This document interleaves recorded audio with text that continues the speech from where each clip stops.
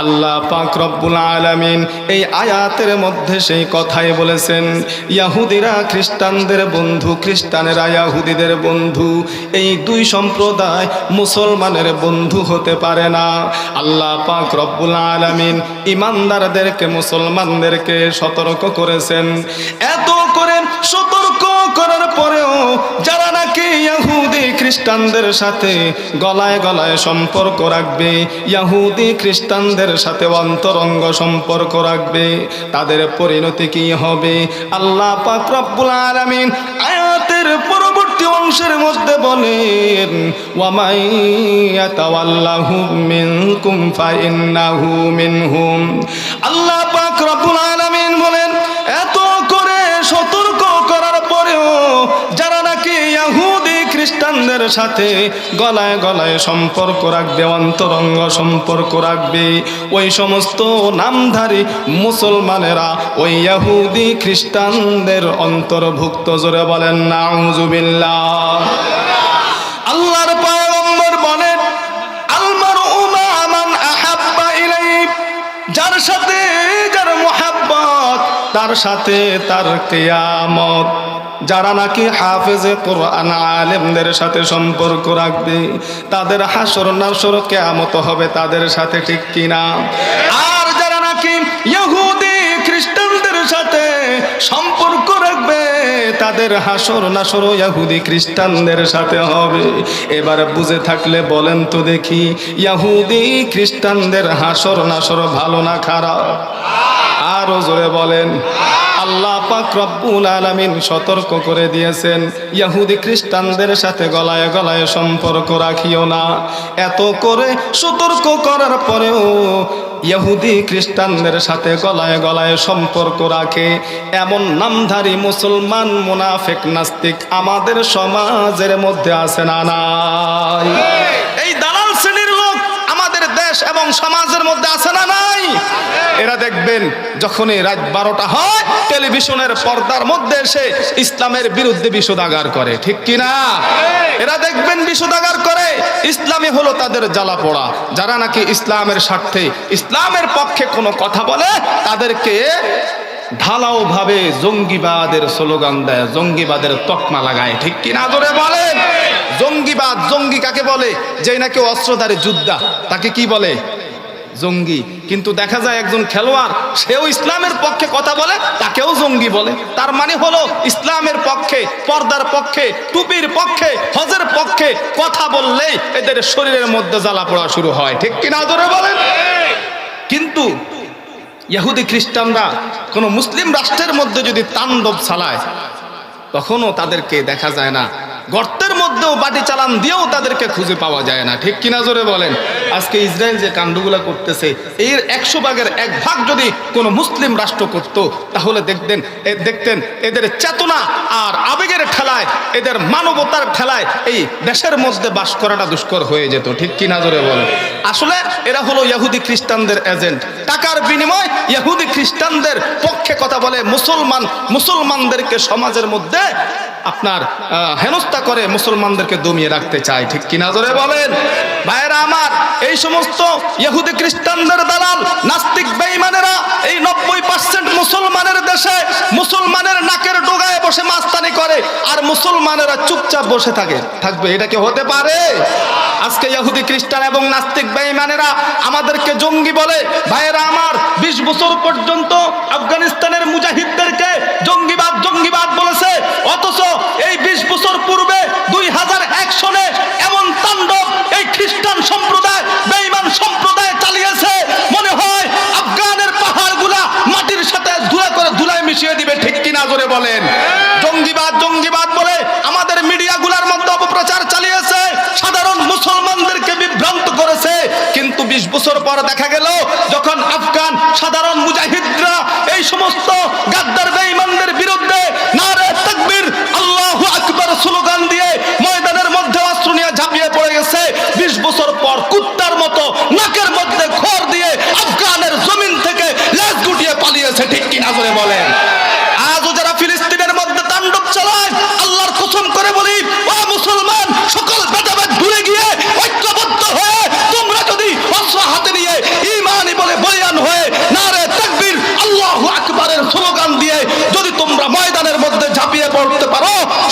মুসলিম ভূখণ্ড থেকে এই ইহুদি খ্রিস্টান নাস্তিক বেঈমানেরা পালাইতে বাধ্য হবে, ঠিক কিনা জোরে বলেন। এই জন্য মুসলমানদেরকে ঐক্যবদ্ধ হতে হবে। আমরা দলে দলে ডিভাইড থাকলে হবে না, ঐক্যবদ্ধ হতে হবে। আল্লাহ আমাদেরকে কবুল করেন, সকলে বলি আমিন। তাহলে আল্লাহ পাক রব্বুল আলামিন বলেছেন ইহুদি খ্রিস্টানরা আমাদের বন্ধু না শত্রু? আরো জোরে বলতে হবে। তা আল্লাহ যে বললেন ইহুদি খ্রিস্টানরা আমাদের দুশমন, আমাদের শত্রু, এই ইহুদি খ্রিস্টানদের পরিচয় আমাদের জানার দরকার আছে না নাই? তাদের ইতিহাস আমাদের জানার দরকার আছে না নাই? তো আজকে আমার আলোচ্য বিষয় হলো তিনটা। কয়টা মনে রাখবেন? আলোচ্য বিষয় কয়টা? এক নম্বরের আলোচ্য বিষয় ইহুদি খ্রিস্টানদের পরিচয় তুলে ধরা। দুই নম্বর আলোচ্য বিষয় হলো ইহুদি খ্রিস্টানরা, আল্লাহ যে বলছে আমাদের দুশমন, ইহুদি খ্রিস্টানরা বলছে না, তো তারা আমাদের দুশমন কেন? আমরা কি করছি? তাদের তো কোনো ক্ষতি করি নাই। বলেন, তাদের ঘরে কি আমরা ডাকাতি করছি? তো কেন দুশমন তারা? ইহুদি খ্রিস্টানরা আমাদের দুশমন কেন? এটা হলো আজকে আমার দুই নম্বর আলোচ্য বিষয়। তিন নম্বর আলোচ্য বিষয় ইহুদি খ্রিস্টানরা আমাদের দুশমন হয়ে আমাদের সামাজিকভাবে, আমাদের রাষ্ট্রীয়ভাবে কি কি ক্ষতি করে, এই বিষয়গুলো তুলে ধরা। এই তিনটা আলোচ্য বিষয়ের উপর আমি আলোচনা করব। এরপর আমার আলোচনা সমাপ্তি ঘটাবো ইনশাআল্লাহ। আপনারা থাকবেন না ভাগবেন? তাহলে এক নম্বর আলোচ্য বিষয় হলো ইহুদি খ্রিস্টান কারা, তাদের পরিচয় তুলে ধরা, ঠিক কিনা? আল্লাহ পাক রব্বুল আলামিন এই জমিনের মধ্যে যত পয়গম্বর পাঠিয়েছেন তার মধ্যে একজন পয়গম্বরের নাম হলো পয়গম্বর ইব্রাহিম খলিলুল্লাহ। পয়গম্বর ইব্রাহিম খলিলুল্লাহকে আল্লাহ পাক রব্বুল আলামিন দুইজন সন্তান দান করেছেন। একজনের নাম ইসমাঈল আলাইহিস সালাম, আরেকজনের নাম ইসহাক আলাইহিস সালাম। দুইজন সন্তান। ইসহাক আলাইহিস সালামের সন্তানের নাম পয়গম্বর ইয়াকুব আলাইহিস সালাম। ইয়াকুব আলাইহিস সালামের অপর নাম হলো ইসরাইল। কি নাম? ইয়াকুব আলাইহিস সালামের যারা নাকি বংশধর সন্তানাদি রয়েছে, ওই বংশধরকে বলা হয় বনি ইসরাইলের বংশধর, ইয়াকুবী বংশধর। এদেরকে বলা হয় বনি ইসরাইল বংশধর। এই বনি ইসরাইল বংশের মধ্যে আল্লাহ পাক রব্বুল আলামিন একজন জবরদস্ত পয়গম্বর পাঠাইছে। এই পয়গম্বরের নাম হলো পয়গম্বর মূসা আলাইহিস সালাম। পয়গম্বর মূসা আলাইহিস সালামকে আল্লাহ পাক রব্বুল আলামিন আসমানে যেই কিতাব দান করেছে, ওই কিতাবের নাম হলো তাওরাত। কি নাম? যারা নাকি দাবি করে আমাদের নবী হলো পয়গম্বর মূসা আলাইহিস সালাম, আর আমাদের ধর্মীয় কিতাবের নাম হলো তাওরাত, এদের পরিচয় এরা হলো ইহুদি সম্প্রদায়। এদের নাম কি? আল্লাহ পাক রব্বুল আলামিন এই বনি ইসরাইল বংশের মধ্যে আরেকজন পয়গম্বর পাঠিয়েছেন, যে পয়গম্বরের নাম হলো পয়গম্বর ঈসা আলাইহিস সালাম। পয়গম্বর ঈসা আলাইহিস সালামকে আল্লাহ পাক রব্বুল আলামিন আসমানে কিতাব হিসেবে ইনজিল দান করেছেন। সুবহানাল্লাহ। যারা নাকি দাবি করেন আমাদের ধর্মীয় কিতাবের নাম হলো ইনজিল, আমাদের পয়গম্বরের নাম হলো ঈসা, এদের পরিচয় এরা হলো খ্রিস্টান। তাহলে আমাদের আজকের এক নম্বর আলোচ্য বিষয় ছিল ইহুদি খ্রিস্টান কারা। মূসা নবীকে যারা নবী মানে, তাওরাতকে যারা ধর্মীয় কিতাব মানে, এদের পরিচয় কি? জোরে বলেন না। ঈসা আলাইহিস সালামকে যারা নবী মানে, ইনজিল কিতাবকে যারা ধর্মীয় কিতাব মানে, এদের পরিচয় হলো এরা খ্রিস্টান, ঠিক কিনা? পূর্ববর্তী ধর্মীয় কিতাবের মধ্যে তাওরাত এবং ইনজিলের মধ্যে আমাদের পয়গম্বরের আগমনী বার্তা আছে না নাই? আরো জোরে বলেন। একজন ইহুদি তাওরাত কিতাব খুলে দেখে, তাওরাত কিতাবের মধ্যে আমাদের নবীর নাম মুহাম্মদের নাম লেখা। ইহুদি মনে মনে চিন্তা করতেছে আমাদের নবীর নাম হলো মূসা, আমাদের নবীর নাম কি? মূসা। তো আমাদের ধর্মীয় কিতাবের মধ্যে মূসা আলাইহিস সালামের নাম থাকবে, মুহাম্মদ কে, তার নাম কেন থাকবে? সে কি করলো? আমাদের বিশ্বনবীর নাম মুহাম্মদ নামটা কেটে দিয়েছে। ওই ইহুদি তাওরাত কিতাব থেকে মুহাম্মদ নামটাকে কেটে দিয়েছে। পরবর্তীতে তাওরাত কিতাব খুলে দেখে তাওরাতের মধ্যে ওই জায়গার মধ্যে মুহাম্মদ নামটা 3 বার লেখা। এরপরে মুহাম্মদ নামটা 3 বার কেটে দিয়েছে। পরবর্তীতে তাওরাত কিতাব খুলে দেখে ওই জায়গার মধ্যে মুহাম্মদ নামটা 6 বার লেখা। 6 বার কেটে দিয়েছে ওই জায়গার মধ্যে। পরবর্তীতে তাওরাত কিতাব খুলে দেখে ওই জায়গার মধ্যে মুহাম্মদ নামটা 9 বার লেখা। ইহুদির মাথা গরম হয়ে গেল। ইহুদি দৌড়াইয়া ইহুদি আলেমের নিকট গেল। ইহুদি পাদ্রীকে ডাক দেয়া বলে, হুজুর কি ব্যাপার, মুহাম্মদ নামটা 1 বার কেটে দিলাম 3 বার হয়ে গেল, 3 বার কেটে দিলাম 6 বার হয়ে গেল, 6 বার কেটে দিলাম 9 বার হয়ে গেল। ইহুদি পাদ্রী ডাক দিয়ে বলতেছেন, বোকারে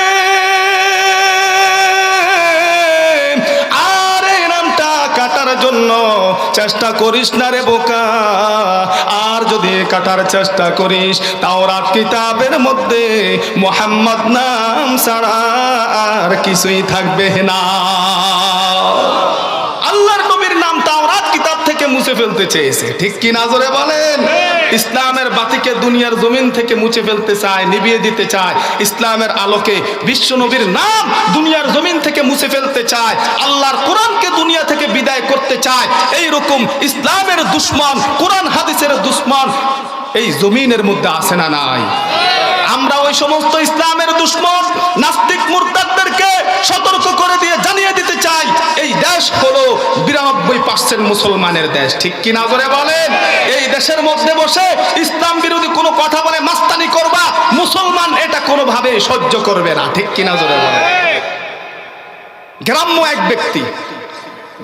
ব্যক্তি গ্রামের মধ্যে তখনও কারেন্ট যায় নাই, কুপির বাতি। গ্রাম্য ব্যক্তি শহরের মধ্যে চাচার কাছে বেড়াইতে গেছে, তো শহরের মধ্যে তো কারেন্টের বাতি, ঠিক না? তো চাচা কি করলো, ভাতিজারে একটা রুমের মধ্যে দিয়ে বলতেছে, ভাতিজা তুমি এখানে ঘুমাও, লাইটটা বন্ধ কইরা দরজা বন্ধ করে ঘুমাইবা। এখন ভাতিজা লাইট বন্ধ করার জন্য কারেন্টের বাতির নিকট গিয়া ফু দিতেছে নিবানোর জন্য। বলেন সারা রাত যদি ফু দেয় কোনো কাজ হবে? রাত 3টা বেজে গেল, ফু আইতেছে কিন্তু বাতি তো নিবে না। কি ব্যাপার? এক ফু দিয়া গ্রামের মধ্যে 10টা কুপির বাতি নিবাইয়া ফেলি, এটা ফু আইতেছি, এটা কেমন বাতি নিবে না? 3টা বাজে চাচা উঠছে পেশাব করার জন্য, উঠে দেখতেছে ভাতিজার ঘরের মধ্যে এখনো বাতি জ্বলে। ও ভাতিজা, তোকে না ঘুমাইতে বললাম লাইট বন্ধ করে, তুই কি ঘুমাস না? ভাতিজা ডাক দিয়া বলে, চাচা এটা কেমন বাতি? গ্রামের মধ্যে এক ফুতে 10টা নিবাইয়া ফেলি, এটা কেমন বাতি? এটা তো ফু আইতেছি, নিবে না। চাচা ডাক দিয়া বলতেছে, ভাতিজারে কিয়ামত পর্যন্ত যদি এই বাতি ফু দাও এই বাতি নিববে না, কারণ এই বাতির সুইচ আছে, ঠিক কিনা জোরে বলেন? এইরকম ইসলাম নামক বাতিকেও নাস্তিক মুরতাদরা নিভিয়ে দিতে চায়। নিবানো কি সম্ভব? ইসলাম নামক বাতির সুইচ আছে না নাই? এই সুইচ কার হাতে? চিৎকার মেরে বলতে হবে, কার হাতে? চাইলে নিভিয়ে দেওয়া সম্ভব নয়, ঠিক কিনা জোরে বলেন? এই কারেন্টের বাতি যখন নিববে না তখন মাথা গরম হয়ে যাবে। এক পর্যায়ে এই কারেন্টের বাতির মধ্যে যদি লাঠি দিয়া হাত দিয়ে আপনি ভাঙার জন্য আঘাত করেন, তখন এই কারেন্টের বাতি যদি নিভে যায় তখন আপনার 2টা পরিণতি হবে। এই বাতির কারেন্ট আপনাকে শর্ট করবে, এই শর্ট করার দ্বারা আপনার 2টা পরিণতি হবে, যে কারেন্টের বাতি শর্ট করে আপনাকে দুনিয়া থেকে বিদায় করে দিবে, ঠিক কিনা? দ্বিতীয় নাম্বার পরিণতি, এই কারেন্টের বাতি এমন ভাবে শর্ট করবে আপনাকে এখান থেকে 10 হাত 20 হাত দূরে নিয়ে ফেলবে, ঠিক কিনা জোরে বলে? ইসলাম নামক বাতির মধ্যে আঘাত করেছে ফেরাউন, ইসলাম নামক বাতির মধ্যে আঘাত করেছে নমরুদ। ইসলাম নামক বাতি এই নমরুদ ফেরাউনকে এমন ভাবে শর্ট করেছে, দুনিয়ার জমিন থেকে লাঞ্ছিত করে বিদায় করেছে, ঠিক কিনা? ইসলাম নামক বাতির মধ্যে আঘাত করেছে তসলিমা, ইসলাম নামক বাতির মধ্যে আঘাত করেছে লতিফ সিদ্দিকী। ইসলাম নামক বাতি তসলিমাকে এমন ভাবে শর্ট করেছে, বাংলার জমিন থেকে ইন্ডিয়া নিয়ে ফেলাইছে, ঠিক কিনা জোরে বলেন? ইসলাম নামক বাতির মধ্যে আঘাত করেছে লতিফ সিদ্দিকী। ইসলাম নামক বাতি লতিফ সিদ্দিকীকে এমন ভাবে শর্ট করেছে, মন্ত্রিত্বের পদ থেকে গাল ধরে নামায়া দিছে, ঠিক কিনা জোরে বলেন? আমরা ওই সমস্ত নাস্তিক মুরতাদ ইসলাম বিদ্বেষীদেরকে জানায় দিতে চাই, ইসলাম নামক বাতির বিরুদ্ধে ষড়যন্ত্র করিও না। মুসলমানরা ঐক্যবদ্ধ হয়ে যখন ময়দানের মধ্যে ঝাঁপিয়ে পড়বে তখন তোমরা পালানোর জায়গা পাবে না। ওলামায়ে কেরাম যখন এই সমস্ত ইসলাম বিদ্বেষীদের বিরুদ্ধে হুঙ্কার ছাড়বে, ময়দানের মধ্যে আন্দোলনের ডাক দিবে, আমরা কারা কারা মাথার পাগড়ি মাজার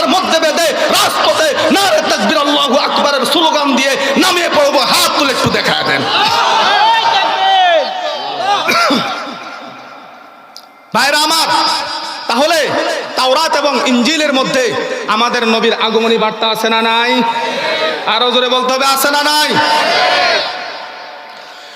পয়গম্বর মূসা আলাইহিস সালাম তাওরাত কিতাবের মাধ্যমে বিশ্ব নবীর মর্যাদা সম্পর্কে যখন জেনেছেন, বিশ্ব নবীর উম্মতের মর্যাদা সম্পর্কে যখন জেনেছেন, আল্লাহর দরবারে ফরিয়াদ করলেন, আল্লাহ গো, তুমি আমাকে নবী বানাইছো, আমি অনেক খুশি।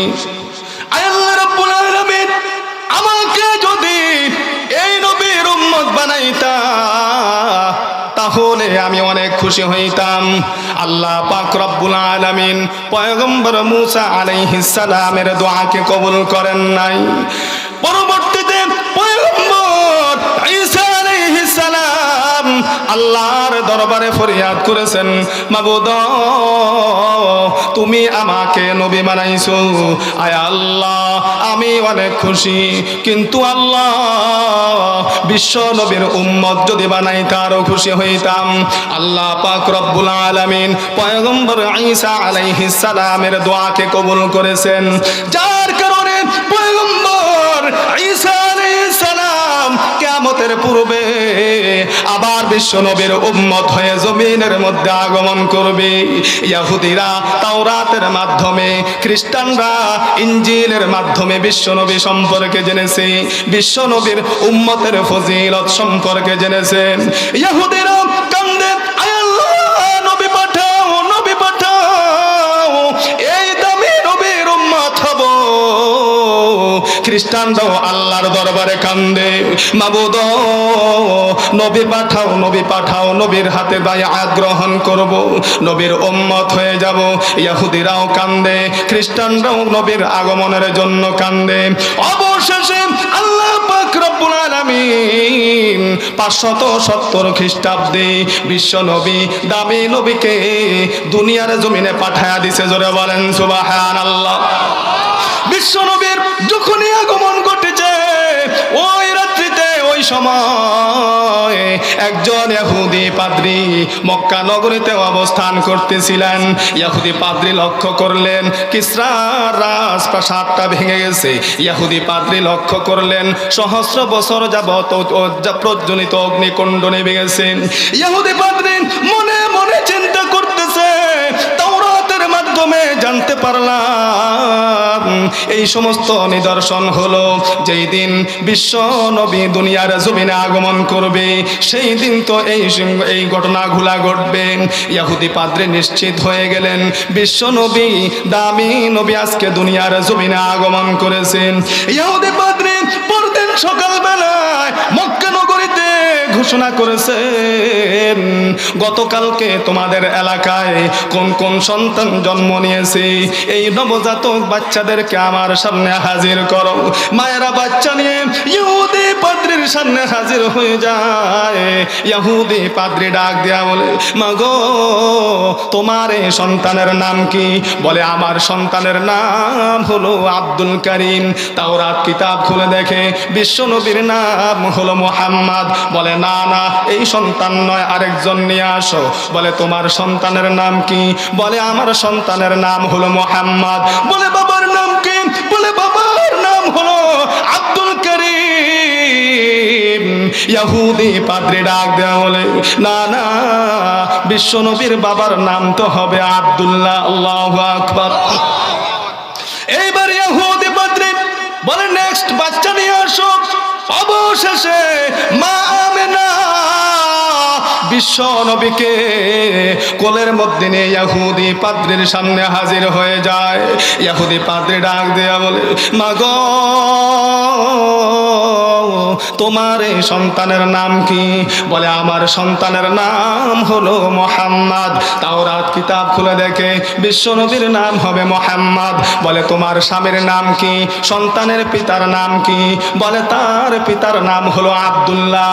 তাওরাত কিতাব খুলে দেখে বিশ্ব নবীর বাবার নাম হবে আব্দুল্লাহ। ডাক দিয়ে বলতেছে, মাগো তোমার স্বামী কি জীবিত আছে? আসেনি। ডাক দিয়া বলতেছেন আমার স্বামী দুনিয়ার জমিন থেকে বিদায় হয়ে গেছে। তাওরাত কিতাব খুলে দেখে বিশ্ব নবীর বাবা দুনিয়ার জমিনে জীবিত থাকবে না। এইবার ইহুদি পাদ্রী একবার বিশ্ব নবীর কপালের দিকে তাকায়, আবার তাওরাতের দিকে তাকায়, আবার বিশ্ব নবীর হাতের দিকে তাকায়, আবার তাওরাতের দিকে তাকায়, আবার বিশ্ব নবী শিশু নবীর পায়ের দিকে তাকায়, আবার তাওরাতের দিকে তাকায়, আবার বিশ্ব নবীর চোখের দিকে তাকায়, আবার তাওরাতের দিকে তাকায়। অবশেষে যখন বিশ্ব নবীর শিশু নবীর দুই কাঁধের মধ্যবর্তী জায়গার মধ্যে মোহরে নবুয়ত দেখতে পাইলেন, সঙ্গে সঙ্গে ইহুদি পাদ্রী বেহুশ হয়ে জমিনের মধ্যে পড়ে যায়। উপস্থিত লোকজন ডাক দিয়া বলতেছে, নো মিয়া, এতক্ষণ পর্যন্ত বাচ্চাদের বায়োডাটা কালেকশন করলা, এই বাচ্চাটার হাতের দিকে একবার তাকাইলা, তাওরাতের দিকে একবার তাকাইলা, এই বাচ্চাটার কপালের দিকে তাকাইলা, তাওরাতের দিকে তাকাইলা, অবশেষে তুমি কেন বেহুশ হয়ে গেলা? ইহুদি পাদ্রী ডাক দিয়া বলতেছেন, এই বাচ্চাটা সাধারণ কোনো বাচ্চা নয়, এই বাচ্চাটা পরবর্তী প্রজন্মকে নেতৃত্ব দান করবে। সুবহানাল্লাহ। ইহুদি পাদ্রী বলে তিনি সাধারণ কোনো বাচ্চা নয়, তিনি ভবিষ্যৎ পয়গম্বর। বলে এটা তো সুসংবাদ, তাহলে বেহুশ হয়ে গেলেন কেন? বলে বেহুশ হওয়ার কারণ হলো আল্লাহ পাক রব্বুল আলামিন যত পয়গম্বর ইব্রাহিম খলিলুল্লাহর পরে যত পয়গম্বর পাঠাইছে, সকল পয়গম্বর আমাদের বনি ইসরাইল বংশে পাঠাইছে, কিন্তু এই পয়গম্বর দামি পয়গম্বর রে আমাদের বংশের মধ্যে না পাঠাইয়া আমাদের চাচার বংশ ইসমাইলি বংশ কুরাইশি বংশের মধ্যে পাঠাইছে, এই জন্য আমি বেহুশ হয়ে পড়ে গেছি। আচ্ছা বলেন তো দেখি, সারা জীবন আপনাদের গ্রাম থেকে চেয়ারম্যান হয়েছে,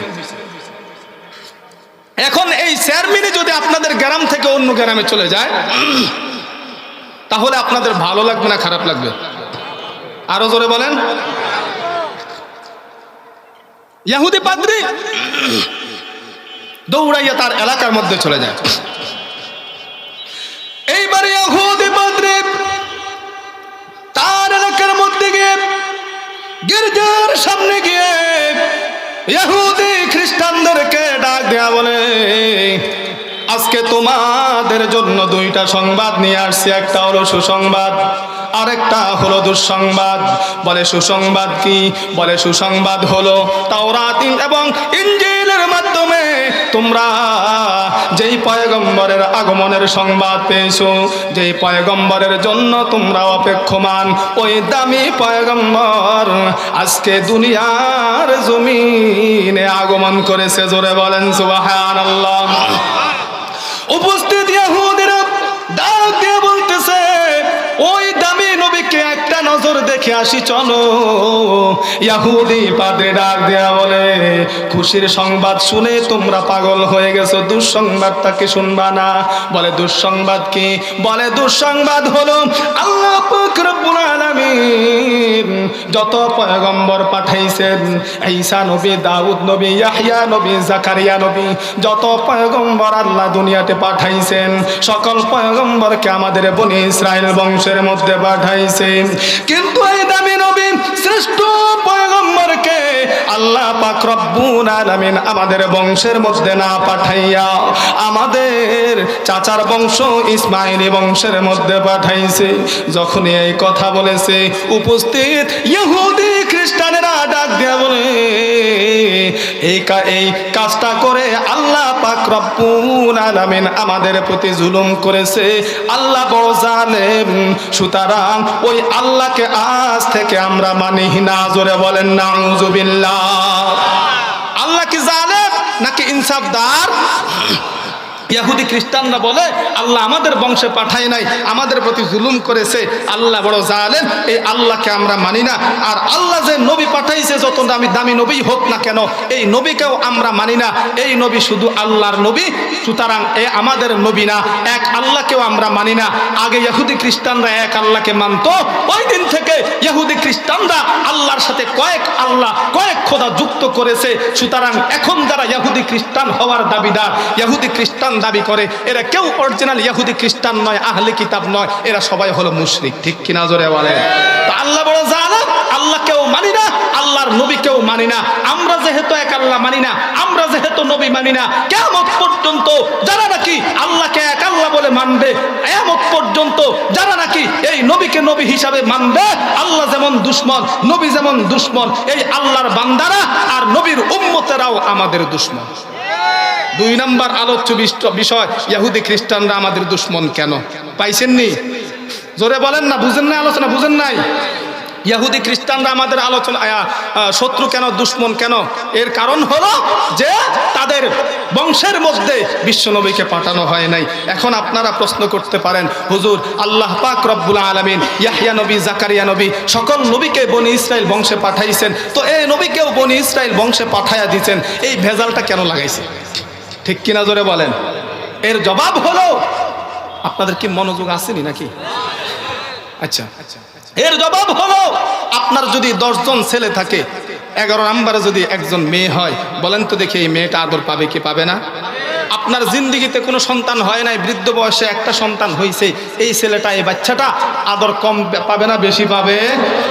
আল্লাহ পাক রব্বুল আলামিন বলে, বনি ইসরাইল বংশের মধ্যে আমি এত নবী পাঠাইছি, এই নবীদের মধ্যে যদি আমার হাবিবকে পাঠায়া দিই, আমার পয়গম্বরকে পাঠায়া দিই, তেমন আদর পাবে না। সুতরাং যেই বংশের মধ্যে, ইসমাইলি বংশের মধ্যে, কুরাইশ বংশের মধ্যে কোনো নবী নাই, একজন নবীকে পাঠায়া দিছি, সুতরাং এমন বংশে পাঠাইছি যে বংশে কোনো নবী নাই, যাতে করে আমার হাবিব যথাযথ কদর এবং সম্মান পায়। ঠিক কিনা? তাহলে ইহুদি খ্রিস্টানরা কারা এবং ইহুদি খ্রিস্টানরা আমাদের দুশমন কেন? এই 2টা চ্যাপ্টার আমাদের গেল। 3 নম্বর আলোচ্য বিষয়, ইহুদি খ্রিস্টানরা আমাদের সমাজের মধ্যে, আমাদের রাষ্ট্রের মধ্যে আমাদের বিরুদ্ধে কি কি চক্রান্ত ষড়যন্ত্র করতেছে, আমাদের বিরুদ্ধে কি কি শত্রুতা করতেছে, এই সমস্ত বিষয়গুলো জেনে আমাদের সতর্ক হওয়ার দরকার আছে না নাই? ইহুদি খ্রিস্টানরা লক্ষ্য করে দেখলো যে আমাদের এত অস্ত্র, এত সৈন্য, কোন মুসলিম রাষ্ট্রে যখনই আঘাত করি তাদের সাথে আমরা পারি না। বদর যুদ্ধ, উহুদ যুদ্ধ, খন্দকের যুদ্ধ, সব যুদ্ধে আমরা পরাজিত হয়েছি।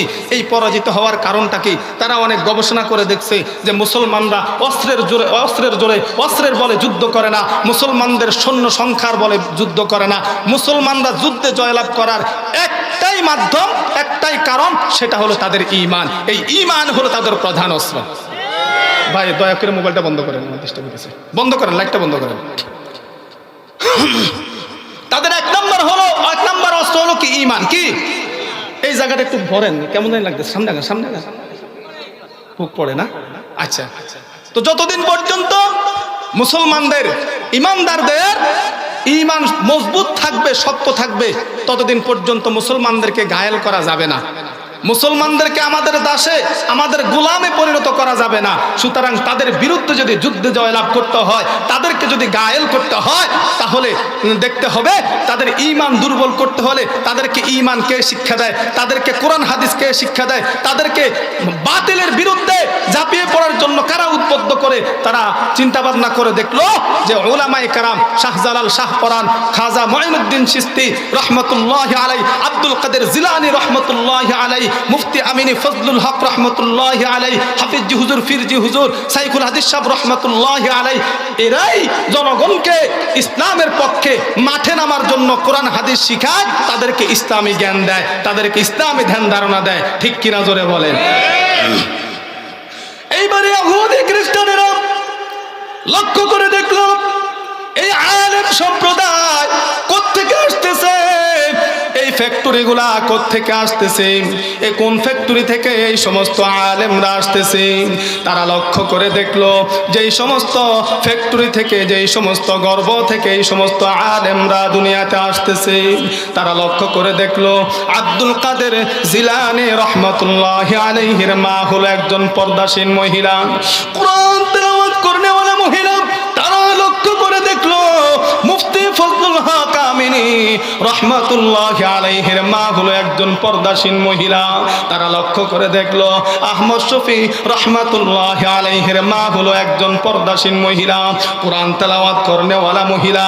তারা লক্ষ্য করে দেখলো শাহজালাল, শাহপরান, খাজা মুঈনুদ্দিন চিশতি রহমতুল্লাহি আলাইহি, এই সমস্ত বড় বড় আল্লাহওয়ালাদের মা হলো পর্দাসীন মহিলা। এই পর্দাসীন মহিলার পবিত্র, তাহলে ফ্যাক্টরির মধ্যে ভেজাল ঢুকাইতে হবে, গর্ভগুলাকে নাপাক করতে হবে। তারা গবেষণা করে দেখলো নাপাক করার জন্য একটাই কারণ, একটাই মাধ্যম, সেটা হলো এই পর্দাশীল মা বোনদেরকে পর্দা থেকে বের করে আনতে হবে। তাদেরকে যদি পর্দা থেকে বের করা যায়, তখনই পর্দা বেপর্দায় যখন বের হয়ে যাবে, যখনই বেগানা পুরুষের নজর পড়বে, তখনই তাদের গর্ভটা নাপাক হয়ে যাবে। যখনই গর্ভটা নাপাক হয়ে যাবে, ওই নাপাক গর্ভ থেকে, নাপাক ফ্যাক্টরি থেকে খাজা মঈনুদ্দিন চিশতি আসবে না, মুফতি ফজলুল হক আমিনী আসবে না, শাইখুল হাদিস আল্লামা আজিজুল হক রহমতুল্লাহি আলাইহি আসবে না। ওই সমস্ত নষ্ট গর্ভ থেকে, নষ্ট ফ্যাক্টরি থেকে ফায়দা হবে শাহরিয়ার কবির আর সালমান শাহ, ঠিক কিনা? তাদের এই এজেন্ডা বাস্তবায়ন করার জন্য এখন তারা তো ডাইরেক্ট পর্দার বিরুদ্ধে বলতে পারে না, কারণ ডাইরেক্ট পর্দার বিরুদ্ধে বললে, কোরআন তেলাওয়াত করার বিরুদ্ধে বললে মুসলিম যুবকেরা তাদেরকে সোজা পায়ে হাঁটতে দিবে না, ঠিক কিনা করে বলেন? এই জন্য তাদের টাকার কেনায় কিছু গোলাম আছে, তাদের টাকার গোনা কিনায় যেই সমস্ত গোলামেরা নাস্তিক মুরতাদেরা, এরা আমাদের মা বোনদেরকে পর্দা থেকে রাস্তায় বের করার জন্য ফোন দিয়েছে। এখন তারা টেলিভিশনের পর্দায় এসে বলতেছে নারী পুরুষের সমান অধিকার চাই, ঠিক কিনা করে বলেন? আচ্ছা, আপনারা বুঝে থাকলে বলেন তো দেখি, নারী পুরুষকে কোনোদিন সমান হইতে পারে? নারী পুরুষকে সৃষ্টি করছে আল্লাহ, কি সমান কইরা সৃষ্টি করছে নাকি বেসমান কইরা? আরো জোরে বলতে হবে, সমান না বেসমান? নারী পুরুষ, নারীর শক্তি, শারীরিক শক্তি আর পুরুষের শারীরিক শক্তি কি সমান না বেসমান? কণ্ঠ কি এক না ভিন্ন?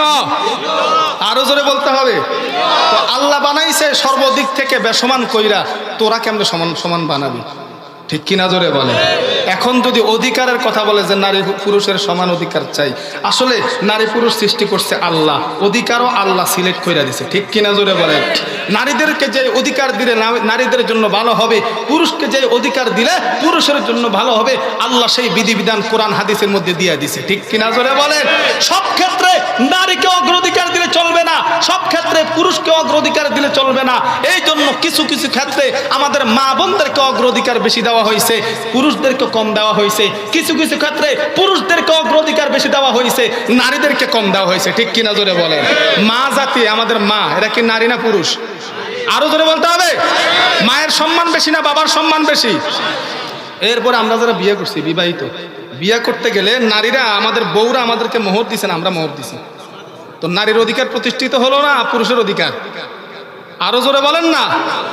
দুই একটা উদাহরণ দিলাম, আর বহু এমন উদাহরণ আছে।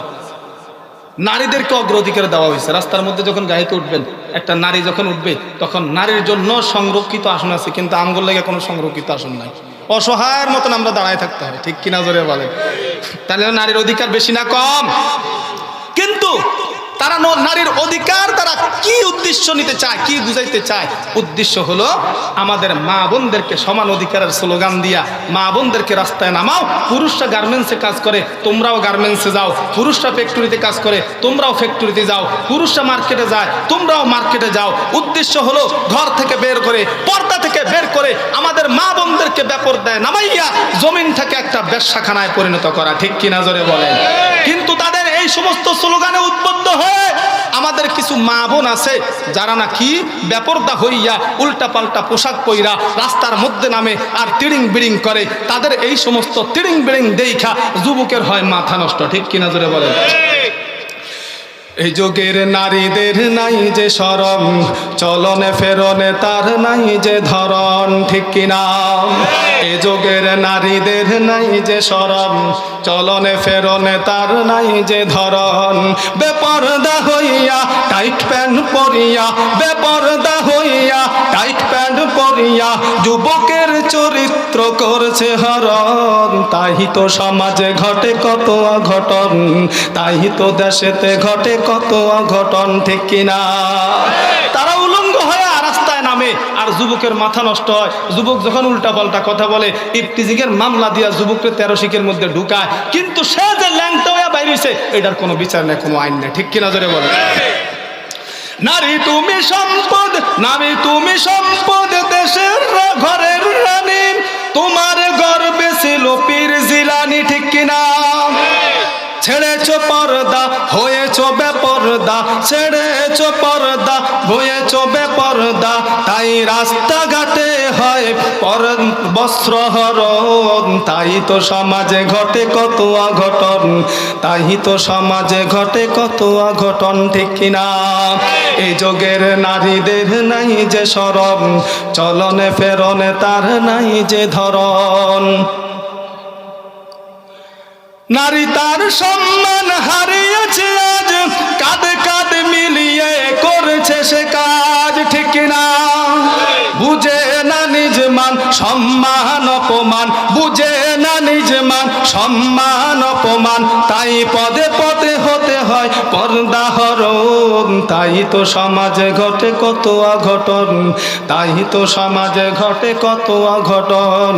এ যুগের নারীদের নাই যে শরম, চলনে ফেরনে তার নাই যে ধরন, ঠিক কিনা? নারীরা আজকে শহরের মধ্যে দেখবেন, শহরকে এখন গ্রামেও অ্যাভেলেবেল হয়ে গেছে।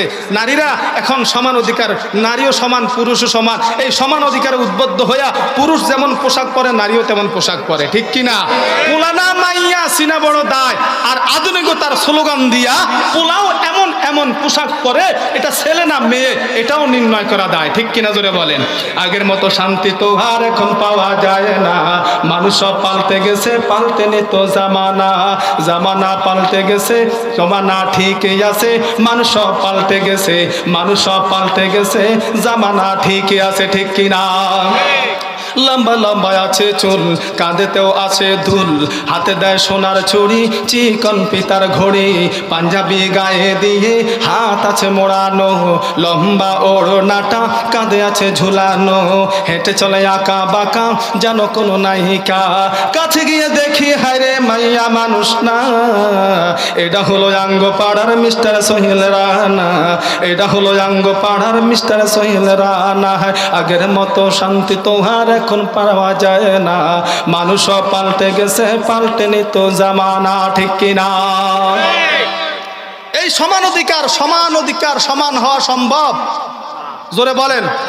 নারী পুরুষ সমান হওয়া কি সম্ভব? যারা সমান অধিকারে বিশ্বাসী এইরকম ফ্যামিলি আমাদের দেশের মধ্যে আছে না নাই? যারা সমান অধিকারে বিশ্বাসী তাদের সমাজে এবং ফ্যামিলিগতভাবে অনেক অঘটন ঘটে। দুই একটা অঘটনকে আপনাদেরকে উদাহরণ দিয়ে শোনাবো, শুনবেন আপনারা? সমান অধিকারে বিশ্বাসী বিশ্ববিদ্যালয়ে পড়ে, ছেলের নাম হলো আকাশ। ছেলের নাম কি? আর এই ছেলে একটা মেয়ের সাথে ফাইসে গেছে, মানে প্রেমে পড়ে গেছে। মেয়ের নাম হলো নদী। কি নাম? আকাশ। ভালোবাসতেছে কাকে? নদীকে। তারা তাদের অবৈধ সম্পর্ক, রাস্তাঘাটে কয়েকদিন গাছতলায় বাসতলায় দৌড়াদৌড়ি করছে, আকাম কুকাম কইরা। এখন চিন্তা করলো সমাজকে যদি মুখ দেখাইতে হয় মোটামুটি একটা বিয়ে তো করতে হয়। যাই হোক, তারা বিয়ে করলো। বিয়ের পর এরপরে তাদের ঘরের মধ্যে একটা সন্তান আসলো, সন্তানের নাম রাখলো সাগর। কি রাখছে? তাহলে ছেলের নাম হলো আকাশ, মেয়ের নাম কি? নদী, ছেলের নাম কি? সাগর। এই সমান অধিকারে বিশ্বাসী যারা, এরা কিন্তু ইসলামকে ফলো করে নাম রাখে না, এরকম তিড়িং বিড়িং নাম রাখে, ঠিক কিনা জোরে বলেন? এখন বাচ্চা সাগর, তার বয়স 3 বছর হয়ে গেছে, জন্মদিন পালন করবে, বন্ধু বান্ধব সবাইকে দাওয়াত দিছে। এখন জন্মদিনের অনুষ্ঠানে বাচ্চাটা অনেক আনন্দ করতেছে, দৌড়াদৌড়ি করতে গিয়া বাচ্চার পায়ের জুতার বেল খুলে গেছে। তো এখন বাবার কাছে এসে বলতেছে, আকাশের কাছে, বাবার কাছে এসে বলতেছে, এই আকাশ, দেখোস না আমার পায়ের জুতার বেল খুলে গেছে, পায়ের জুতার বেলটা লাগাইয়া দে। এখন বাবার ফেস্টিজ আছে না গেছে, সবার সামনে সম্মানিত হয়েছে না বেজ্জত হয়েছে? বাবার মনটা প্রচন্ড খারাপ, ঘরের মধ্যে এসে রাগ হয়ে বারান্দায় বসা হপ মেরে বসে আছে। নদী স্বামীকে এসে বলতেছে আকাশ। কি বলতেছে? কারণ যারা সমান অধিকারে বিশ্বাসী, স্ত্রী স্বামীর নাম ধরে ডাকে, স্বামীও স্ত্রীর নাম ধরে ডাকে, ঠিক কিনা জোরে বলেন? কারণ সমান, ঠিক কিনা? আর আমরা যারা ইসলামে বিশ্বাসী, আমাদের মা বোনেরা তাদের স্বামীর নাম ধরে ডাকে না, উমুকের বাপ তুমুকের না বাপ এমন উপনামে ডাকে, ঠিক কিনা? যায় বলতেছে আকাশ, তোমার মনটা খারাপ কেন গো? বলে আমার মন খারাপ হবে না, কি এক হারাম জানা ফায়দা করলাম, জীবনে কি আব্বা ডাকবো না? বলে এই জন্য তোমার মন খারাপ, এখানে বাচ্চার দোষ দিয়া লাভ কি? দোষ তো আমাদেরই। বলে কিভাবে? বলে আমি তোমার নাম ধইরা ডাকি, তুমি হইলা আকাশ, আর তুমি আমার নাম ধইরা ডাকো, আমি হইলাম নদী। তো আমাদের বাচ্চাও শুনে তোমার নাম আকাশ, আমার নাম নদী, বাচ্চারা যা শুনে তাই তো বলে। তো এখানে বাচ্চার দোষটা কি? তো তুমি কি বাবা ডাক শুনতে চাও, আব্বা ডাক শুনতে চাও? বলে হ্যাঁ, আমার তো আব্বা ডাক শোনার খুব শখ। তাহলে একটা বুদ্ধি আনতে পারি। বলে কি বুদ্ধি? বলে আজকে থেকে আমি তোমাকে আব্বা ডাকি, তুমি আমার মা ডাকো। আমাদের বাচ্চাও শুনবে যে তোমার নাম আব্বা, আমার নাম মা, তো আমাদের বাচ্চাও আব্বা ডাকবে আর মা ডাকবে। ঠিক কিনা জোরে বলেন? এটা হলো সমান অধিকারের ফলাফল। ঠিক কিনা জোরে বলেন? বলেন নারী পুরুষ কি সমান হতে পারে? এটা ইহুদি খ্রিস্টানদের একটা চক্রান্ত, ষড়যন্ত্র। আমাদের মা বোনদেরকে রাস্তায় নামাও। বেপরদায় যখন নামবে, এই গর্ভ থেকে যে সন্তান হবে মাদ্রাসায় দিবে, অনেক চেষ্টা করবে, কিন্তু মাদ্রাসা থেকে এটা ফলাইবে। এটা ফলাইবো, আলেম হইব না, হাফেজ হইব না। এই জন্য মা বোনদেরকে স্টার জলসা, জি বাংলা টেলিভিশন দেখলে হবে না, কোরআন তেলাওয়াত করতে হবে এবং পর্দার মধ্যে থাকতে হবে। তাহলে এই গর্ভ থেকে আলেম হবে, হাফেজ কোরআন হবে। ঠিক কিনা জোরে বলেন? এইবার 2 নাম্বার স্টেপ, তারা কি ষড়যন্ত্র চক্রান্ত করতেছে ইহুদি খ্রিস্টানরা। তারা লক্ষ্য করে দেখলো মুসলমানরা যদি ঐক্যবদ্ধ থাকে তাহলে মুসলমানদের বিরুদ্ধে যুদ্ধে জয়লাভ করা সম্ভব। তারা লক্ষ্য করে দেখলো মুসলমানরা আলেমদেরকে অনেক মানে, আলেমরা যা বলে তাই তারা শুনে। ঠিক কিনা ধরে বলেন? এইবার ইহুদি খ্রিস্টানেরা কি করলো? কিছু আলেম টাকার বিনিময়ে কিনে নিয়েছে। কারণ দুনিয়াতে যত আলেম আছে, আলেম কয় প্রকার? 3 প্রকার। কয় প্রকার? এক প্রকারের আলেম হলো সরকারি, আরেক প্রকারের আলেম হলো দরকারি, আরেক প্রকারের আলেম হলো তরকারি। 3 প্রকারের আলেম। সরকারি আলেম যারা সরকার যত আকাম কুকাম করবে, ওই সমস্ত সরকারি আলেমরা কখনো কথা বলবে না, মুখ বন্ধ, বোবা শয়তান। ঠিক কিনা? আরেক প্রকার হলো দরকারি আলেম। এই দরকারি আলেমরা কখনো বাতিলের সামনে মাথা নত করবে না। ফাঁসির মঞ্চে যেতে হবে, ফাঁসির মঞ্চে যাবে। জেলখানায় যেতে হবে, জেলখানার মধ্যে যাবে।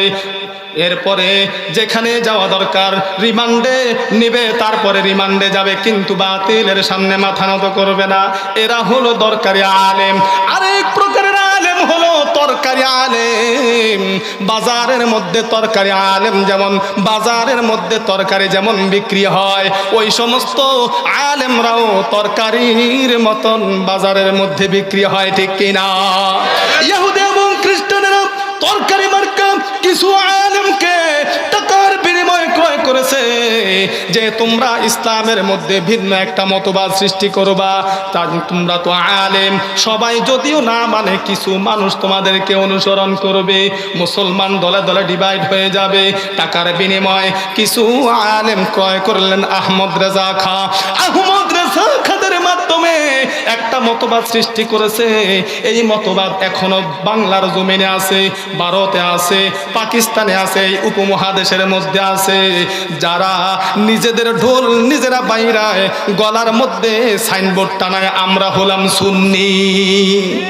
এরা হলো সুন্নি আশিকে রাসূল। আর বাকি যারা আছে, যারা সুন্নত মতো চলে, আল্লাহর নবীকে ফলো করে চলে, এরা সব নাকি ওয়াহাবি। আর এরা কথায় কথায় বেদাত করে, এরা হলো কি সুন্নি। নিজেদের ঢোল নিজেরা বাইরায়, গলার মধ্যে সাইনবোর্ড টানায়। আরে ভাই, তুমি যদি অরিজিনাল সুন্নি হও তাহলে নিজের ঢোল নিজে বাইরান দরকার নাই, গলার মধ্যে সাইনবোর্ড টানানোর দরকার নাই। এমনিতেই মানুষ তোমাকে সুন্নি বলবে, আশিক রাসূল বলবে। ঠিক কিনা ধরে বলেন? এখন যদি প্রশ্ন করেন, ভাই তুমি সুন্নি কিভাবে হইলা? বলে আমি সুন্নি কিভাবে হইলাম জানতে চাও? বলে একসাথে বই মিষ্টি দাও সামনে, আমি এক বসায় 3 কেজি খেয়ে ফেলতে পারবো, তুমি কয় কেজি খাইবা? আমি এই জন্য সুন্নি। সিন্নি দিবা, এক বসায় 3 প্লেট খাইতে পারবো। ঠিক কিনা জোরে বলেন? আর কারণ কি? কারণ হলো আমরা নবীর নামে মিলাদ পড়ি, দাঁড়ায় মিলাদ পড়ি, নবীকে সম্মান কইরা। আর কি বলেন? নবীর আশেক হইয়া নবীর প্রেমে গান গায়। কি গান গায়? আল্লাহর নবী, নূরের নবী গো, আপনি নবী আমার জীবনের জীবন। ঠিক কিনা? আল্লাহর নবী, নূরের নবী গো, আপনি নবী আমার জীবনের জীবন। আপনি আমার জীবন সাথী, অন্ধকার কবরের বাতি, আপনি আমার দিল দরিয়ার ধন, আমার ভাইও প্রাণের ভাইও গো, চাহিয়া দেখো ভণ্ডার মুখে দাড়ি নাই। ঠিক কিনা বলে বলে? এই সমস্ত ভণ্ড বেদাতীরা আলেমদেরকে চ্যালেঞ্জ করে। কি করে? জোরে বলেন না, কি করে? আমাদের সাথে তর্কে লিপ্ত হয়। এইরকম একজন আলেমের সাথে এইরকম ভণ্ড একজন বেদাতি তর্কে লিপ্ত আছে। আলেমও মানে ফাঁক টোকাইতেছে, দেখে কোনো একটা না সুযোগ পাই, সুযোগ পাইলে বাঁধে ফেলামো। একদিন রাস্তা দিয়ে চলতেছে, রাস্তা দিয়ে চলতে চলতে ওই দাড়ি ছাঁচা যে নাকি আশেকে রাসূল দাবি করে, দেখতেছে আল্লাহর বান্দা রাস্তার পাশে জুপটার ভিতরে যাইতেছে, বলে দেখি কি করে, যায় দেখতেছে রাস্তার পাশে দাঁড়াইয়া সেন্টটা খুইলা এইবার দাঁড়াইয়া প্রস্রাব করা শুরু করছে, মেশিনটা বাইর করে। আলেম মনে মনে কইতেছে একটা সুবর্ণ সুযোগ পাইলাম, ছবি একটা উঠাইয়া ফেসবুকে ছেড়ে দিন। এখন কাছে গেছে ক্লিক করবে, এই মুহূর্তে কি করলো, আল্লাহর বান্দা মেশিনটারে দুই ভাগে দুই দিকে দুই বাড়ি মাইরা ভিতরে ঢুকে প্যাকিং করে ফেলাইছে। আলেম ডাক দিয়ে বলতেছে, ও মিয়া, তুমি না সব সময় বলো তুমি আশিক রাসূল, তাহলে তুমি কেমন আশিক রাসূল হইলা? একে তো দাঁড়ায়া প্রস্রাব করছো, তুমি আল্লাহ রাসূল নিষেধ করছে। 2 নম্বরে নবীজির সুন্নত হলো দাঁড়ায়া প্রস্রাবের পর ঢিলা কুলুক নাও, পানি ব্যবহার করা, তুমি দি কিছুই করলা না, ঢিলা কুলুক ব্যবহার করলা না, পানিও ব্যবহার করলা না। এইবার বেদাতে কি জবাব দেয় শুনবেন? শুনবেন নি? এইবার সুন্নি নামক এই বেদাতে ডাক দিয়ে বলেন, এই আলেম, তুমি তো শরীয়তের আলেম, আমরা তো শুধু শরীয়ত মানি, বিষয়টা এমন না মারিফত মানি। শরীয়তের মধ্যে যদিও পানি নেওয়ার কথা আছে, মারিফতের মধ্যে পানি নেওয়ার কোনো কথা নাই। আলেম ডাক দেয়া বলে, যুবক, মারিফতের মধ্যে পানি নেওয়ার বিষয়টা নাই, কিভাবে এটা আমারে বুঝায়া দাও। এইবার যুবক, সুন্নি দাবিদার যুবক, আশিক রাসূল দাবিদার যুবক ডাক দেয়া বলতেছেন, এ আলেম, কারবালার ময়দানে হযরত হুসাইন রাদিয়াল্লাহু তাআলা আনহু পানির জন্য হাহাকার করতে করতে অনেক কষ্ট পাইয়া শহীদ হয়ে গেছে। যে পানির জন্য কষ্ট কইরা হাহাকার করতে করতে হুসাইন রাদিয়াল্লাহু তাআলা আনহু শহীদ হয়েছে, ওই পবিত্র পানিটা আমি আমার এইটার আগার মধ্যে কেমনে লাগাই? দেখছেন নাকি যুক্তি? এইটার আগার মধ্যে যদি না লাগাইতে পারে, তাহলে এইটার থেকেও জঘন্য জায়গা আছে না নাই? আরো জোরে বলতে হবে, আছে না নাই? তার মানে হলো এই সমস্ত ভণ্ড এবং ভণ্ডের পীরেরা, এরা কেউ প্রস্রাব করেও পানি নেয় না, পায়খানা করেও পানি নেয় না। ঠিক না? আরে বাবা হইছে এমন গুণী,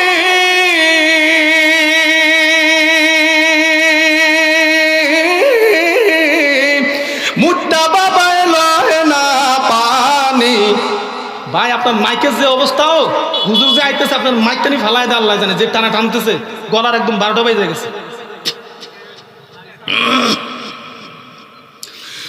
বাবা হইছে এমন গুণী,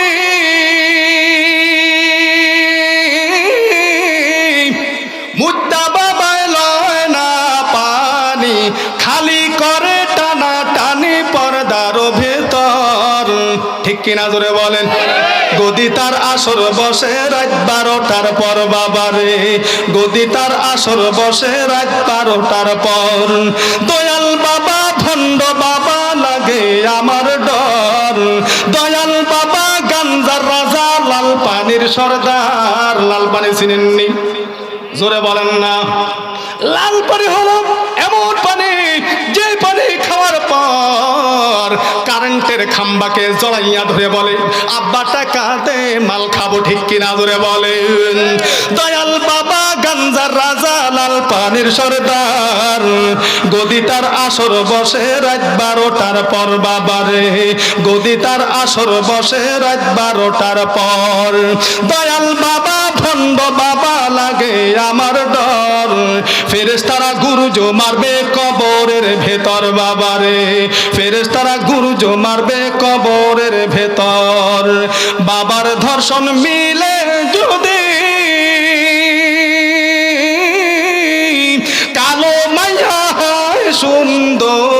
ঠিক কিনা?